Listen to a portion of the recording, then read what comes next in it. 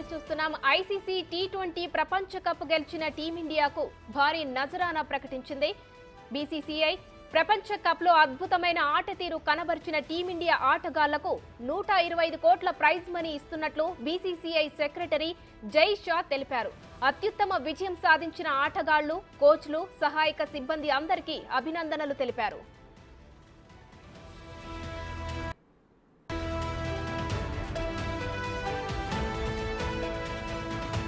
IPC T20 ప్రపంచ cup గెలిచిన టీమిండియాకు భారీ నజరానా ప్రకటించింది బీసీసీఐ.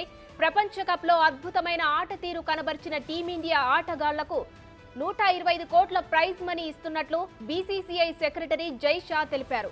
అత్యుత్తమ విజయం సాధించిన ఆటగాళ్లు, కోచ్లు, సహాయక సిబ్బంది అందరికీ అభినందనలు తెలిపారు.